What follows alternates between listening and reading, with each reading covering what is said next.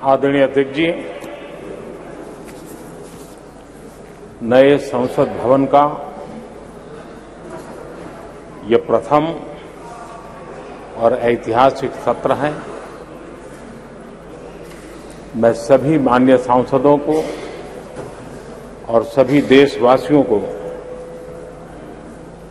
बहुत बहुत शुभकामनाएं देता हूं। आदरणीय अध्यक्ष जी, आज प्रथम दिवस के प्रथम सत्र में नए सदन में आपने मुझे बात रखने के लिए अवसर दिया है, इसलिए मैं आपका बहुत बहुत आभार व्यक्त करता हूं।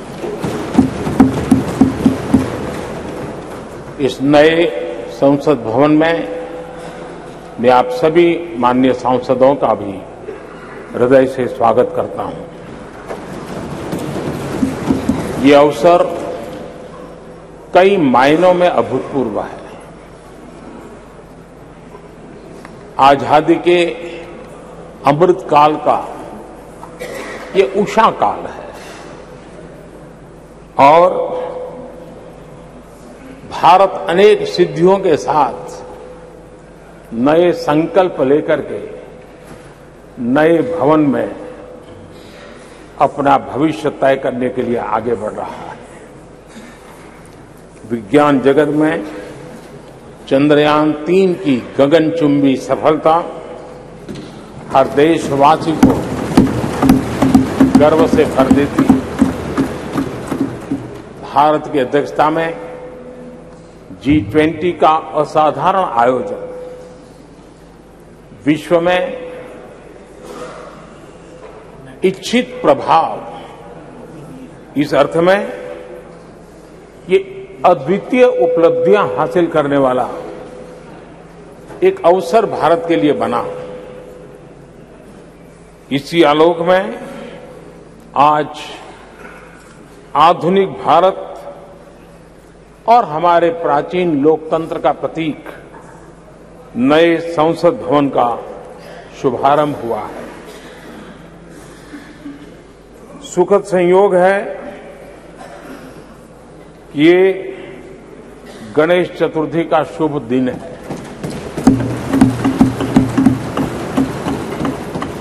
गणेश जी शुभता और सिद्धि के देवता है।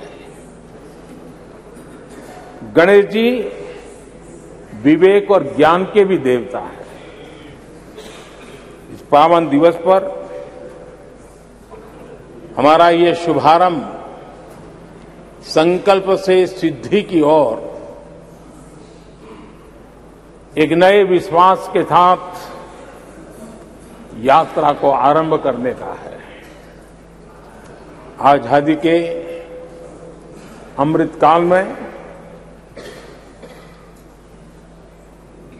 हम जब नए संकल्पों को लेकर के चल रहे हैं, तब अब जब गणेश चतुर्थी का पर्व आज है, तब लोकमान्य तिलक की याद आना बहुत स्वाभाविक है।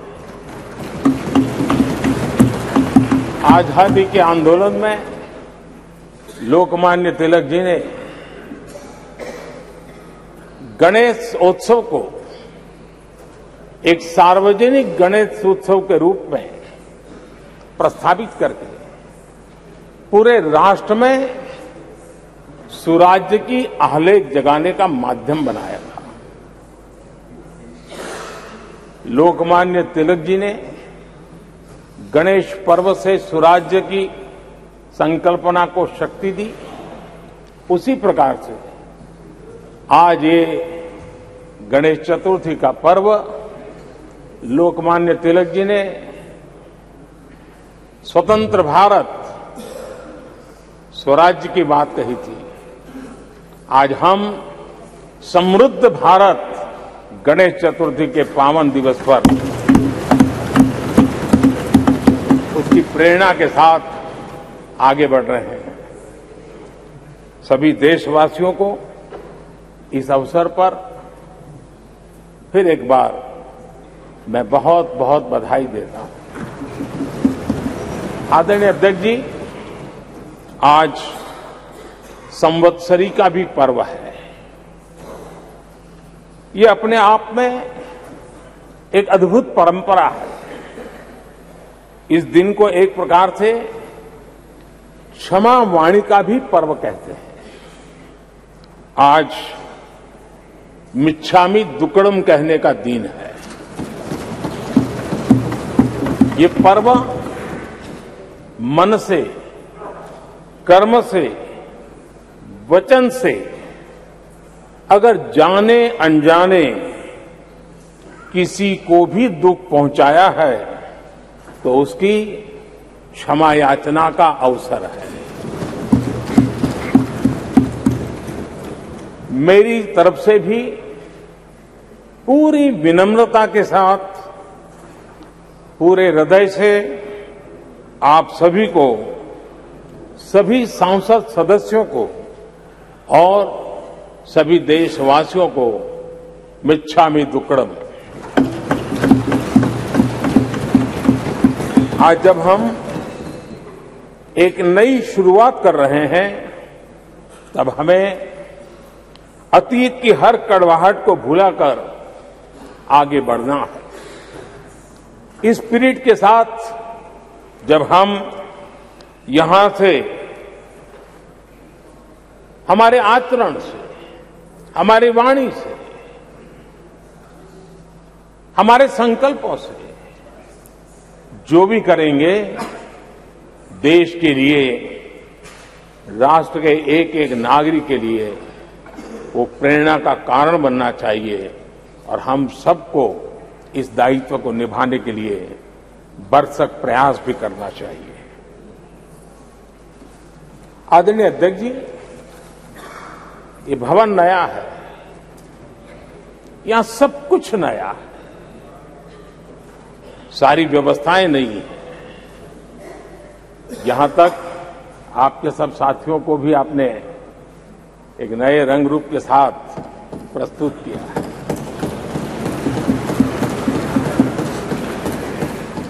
सब कुछ नया है, लेकिन यहां पर कल और आज को जोड़ती हुई एक बहुत बड़ी विरासत का प्रतीक भी मौजूद है।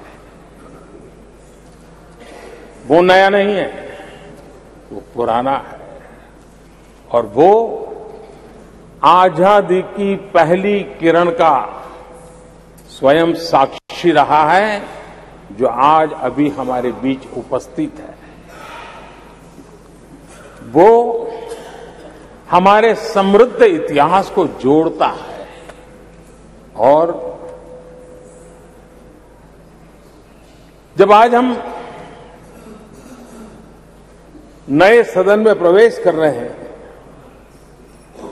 संसदीय लोकतंत्र का जब ये नया गृह प्रवेश हो रहा है, तो यहां पर आजादी की पहली किरण का साक्षी, जो आने वाली पीढ़ियों को भी प्रेरणा देने वाला है, वैसा पवित्र सेंगोल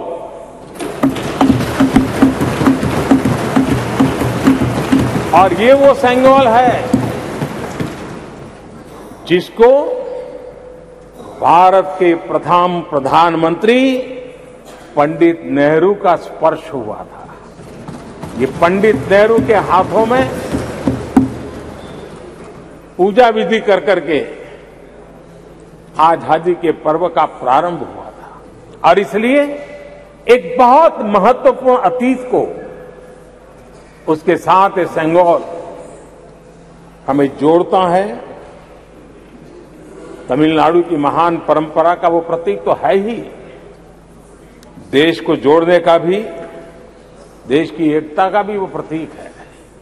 और हम सभी माननीय सांसदों को हमेशा जो पवित्र सेंगोल पंडित नेहरू के हाथ में शोभा देता था, वो आज हम सबकी प्रेरणा का कारण बन रहा है। इससे बड़ा गर्व क्या हो सकता है। आदरणीय अध्यक्ष जी, नए संसद भवन की भव्यता आधुनिक भारत के महिमा को भी मंडित करती है। हमारे श्रमिक, हमारे इंजीनियर्स, हमारे कामगारों, उनका पसीना इसमें लगा है और कोरोना काल में भी उन्होंने जिस लगन से इस काम को किया है, क्योंकि मुझे कार्य जब चल रहा था तब उन श्रमिकों के बीच आने का बार बार मौका मिलता था और खास करके मैं उनके स्वास्थ्य को लेकर के उनसे मिलने आता था। लेकिन ऐसे समय भी उन्होंने इस बहुत बड़े सपने को पूरा किया। आज मैं चाहूंगा कि हम सब हमारे उन श्रमिकों का, हमारे उन कामगारों का, हमारे इंजीनियर्स का हृदय से धन्यवाद करें, हृदय से, जब उनके द्वारा निर्मित भावी पीढ़ियों को प्रेरणा देने वाला है। और 30,000 से ज्यादा श्रमिक बंधुओं ने परिश्रम किया है, पसीना बहाया है इस भव्य व्यवस्था को खड़ी करने के लिए और कई पीढ़ियों के लिए ये बहुत बड़ा योगदान है। माननीय अध्यक्ष जी, मैं उन श्रमयोगियों का नमन तो करता ही, लेकिन एक नई परंपरा का प्रारंभ हो रहा है, इसका मुझे अत्यंत आनंद है। इस सदन में एक डिजिटल बुक रखी गई है, जिस डिजिटल बुक में उन सभी श्रमिकों के पूरा परिचय इसमें रखा गया है, ताकि आने वाली पीढ़ियों को पता चलेगा कि हिंदुस्तान के किस कोने से कौन श्रमिक ने आकर के इस भव्य इमारत को, यानी उनके पसीने को भी अमरत्व देने का प्रयास इस सदन में हो रहा है। ये एक नई शुरुआत है, शुभ शुरुआत है और हम सब के लिए गर्व की शुरुआत है। मैं इस अवसर पर 140 करोड़ देशवासियों की तरफ से, मैं इस अवसर पर लोकतंत्र की महान परंपरा की तरफ से हमारे इन श्रमिकों का अभिनंदन करता हूं। आदरणीय अध्यक्ष जी, हमारे यहां कहा जाता है यद भावो तद भवति, और इसलिए हमारा भाव जैसा होता है वैसे ही कुछ घटित होता है।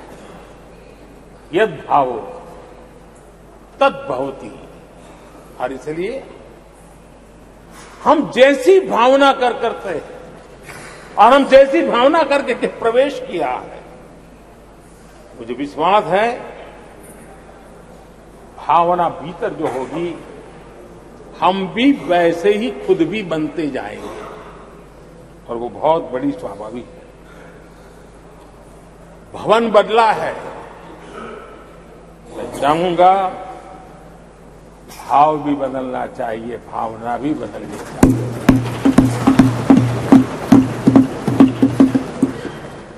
संसद राष्ट्र सेवा का सर्वोच्च स्थान है। ये संसद दलहित के लिए नहीं है। हमारे संविधान निर्माताओं ने इतनी पवित्र संस्था का निर्माण दलहित के लिए नहीं, सिर्फ और सिर्फ देश हित के लिए किया।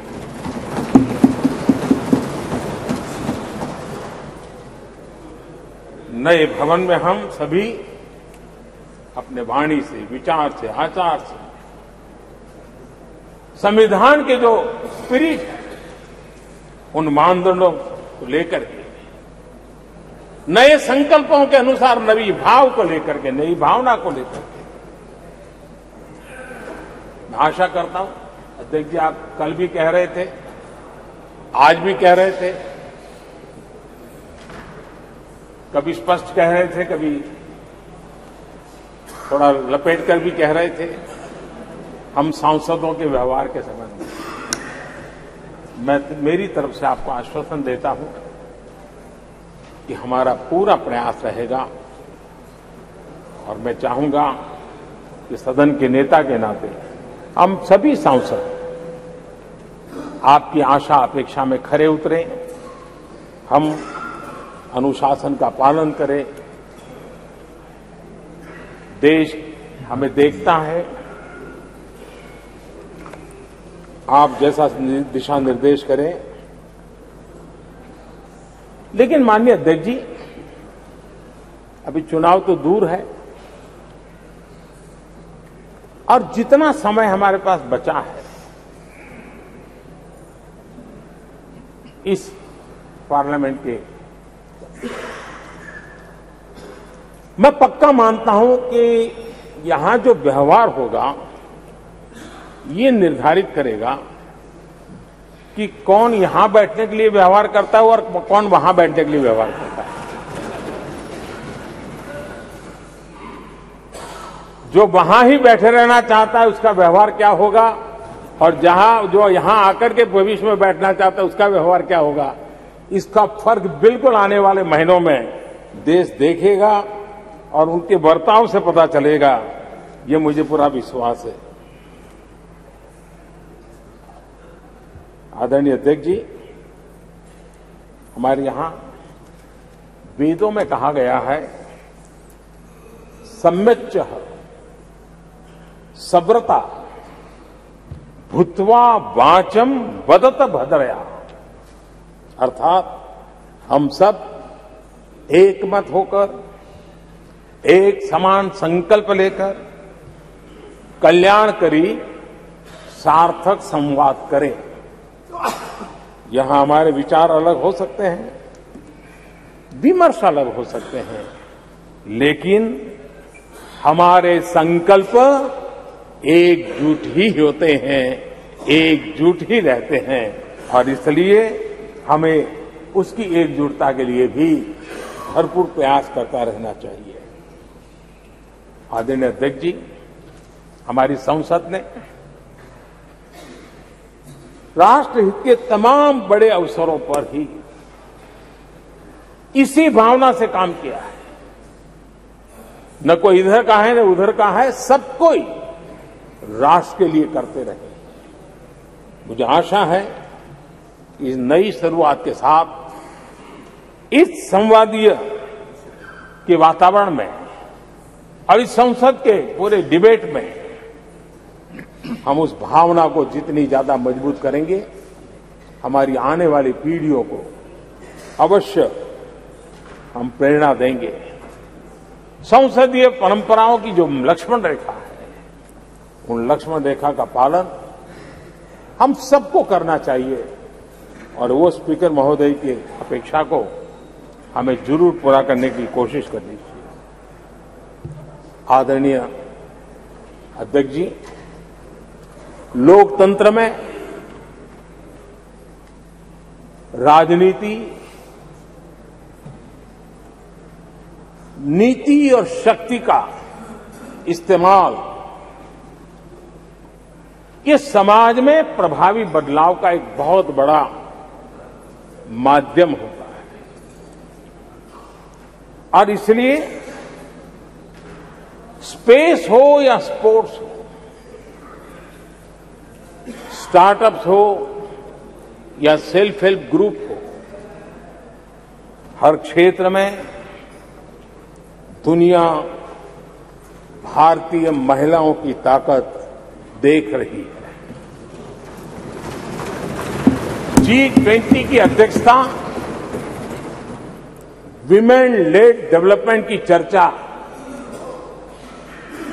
आज दुनिया इसका स्वागत कर रही है, स्वीकार कर रही है। दुनिया समझ रही है कि सिर्फ महिलाओं के विकास की बात इनफ नहीं है। हमें मानव जाति की विकास यात्रा में उस नए पड़ावों को अगर प्राप्त करना है, राष्ट्र के विकास यात्रा में हमने नई मंजिलों को पाना है, तो यह आवश्यक है कि विमेन लेड डेवलपमेंट को हम बल दें, और G20 में भारत की इस बात को विश्व ने स्वीकार किया है। महिला सशक्तिकरण की हमारी हर योजना ने महिला नेतृत्व करने की दिशा में बहुत सार्थक कदम उठाए हैं। आर्थिक समावेश को ध्यान में रखते हुए जनधन योजना शुरू की। 50 करोड़ लाभार्थियों में से भी अधिकतम महिला बैंक अकाउंट के धारक बनी है। ये अपने आप में बहुत बड़ा परिवर्तन भी है, नया विश्वास देता है। जब मुद्रा योजना रखी, ये देश गर्व कर सकता है कि उसमें बिना बैंक गारंटी 10 लाख रुपए की लोन देने की योजना, और उसका लाभ पूरे देश में सबसे ज्यादा महिलाओं ने उठाया। महिला एंटरप्रेन्योर का एक पूरा वातावरण देश में नजर आया। पीएम आवास योजना, पक्के घर, ये भी उसकी रजिस्ट्री ज्यादातर महिलाओं के नाम हुई, महिलाओं का मालिकाना हक बना। आदरणीय अध्यक्ष जी, हर देश की विकास यात्रा में ऐसे माइलस्टोन आते हैं जब वो गर्व से कहता है कि आज के दिन हम सब ने नया इतिहास रचा है। ऐसे कुल पल जीवन में प्राप्त होते हैं। और आदरणीय अध्यक्ष जी, नए सदन के प्रथम सत्र के प्रथम भाषण में मैं बड़े विश्वास और गर्व से कह रहा हूं कि आज की ये पल, आज का ये दिवस, संवत्सरी हो, गणेश चतुर्थी हो, उससे भी आशीर्वाद प्राप्त करते हुए इतिहास में नाम दर्ज करने वाला समय है।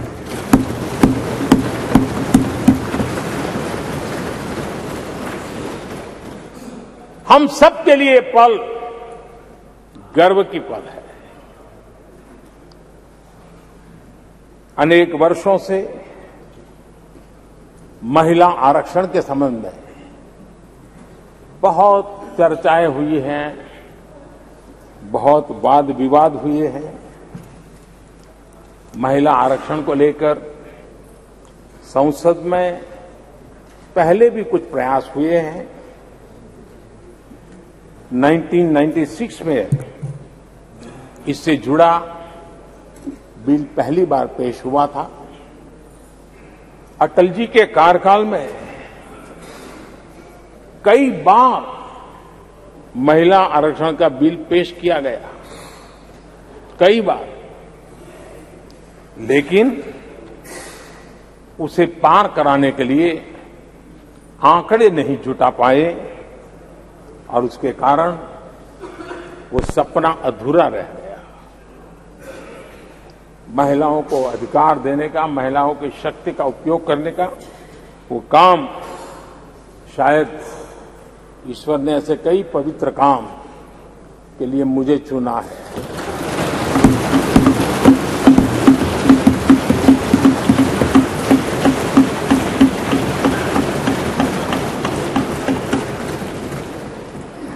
एक बार फिर हमारी सरकार ने इस दिशा में कदम बढ़ाया है। कल ही कैबिनेट में महिला आरक्षण वाला जो विधेयक है उसको मंजूरी दी गई है।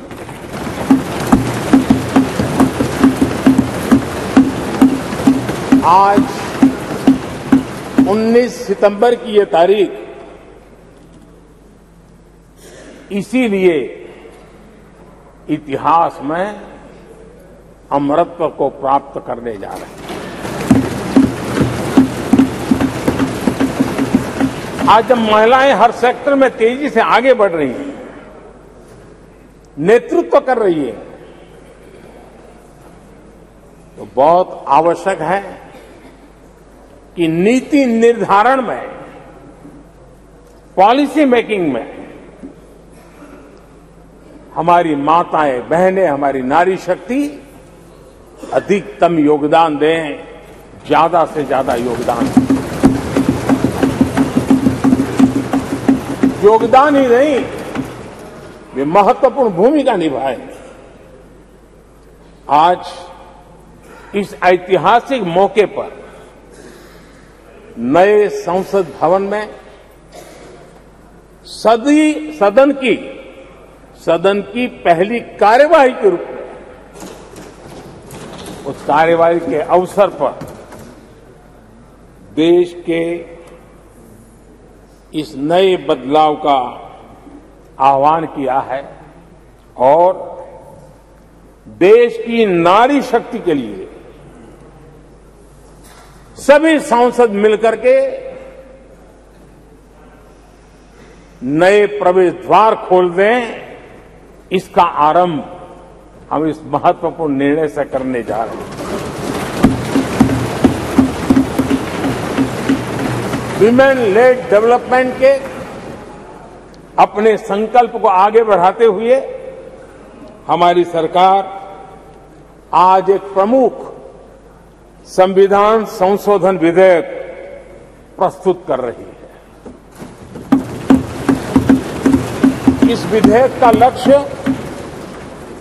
लोकसभा और विधानसभाओं में महिलाओं की भागीदारी का विस्तार करने का है। नारी शक्ति बंधन अधिनियम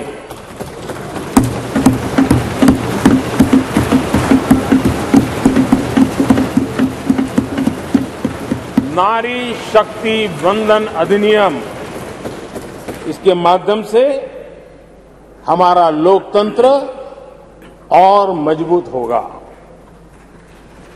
मैं देश की माताओं, बहनों, बेटियों को नारी शक्ति बंधन अधिनियम के लिए बहुत बहुत बधाई दूंगा। मैं सभी माताओं, बहनों, बेटियों को आश्वस्त करता हूं कि हम इस बिल को कानून बनाने के लिए संकल्पबद्ध है।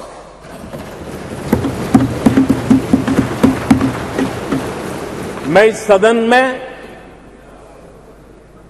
सभी साथियों से आग्रहपूर्वक निवेदन करता हूं, आग्रह भी करता हूं और जब एक पावन शुरुआत हो रही है, पावक विचार हमारे सामने आया है, तो सर्वसम्मति से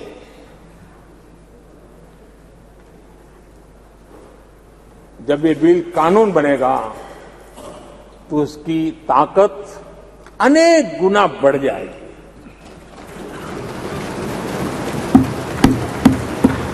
और इसलिए मैं सभी माननीय सांसदों से, दोनों सदन के सभी माननीय सांसदों से इसे सर्वसम्मति से पारित करने के लिए प्रार्थना करते हुए आपका आभार व्यक्त करता हूं कि इस नए सदन के प्रथम सत्र में मुझे आपने मेरी भावनाओं को व्यक्त करने का अवसर दिया।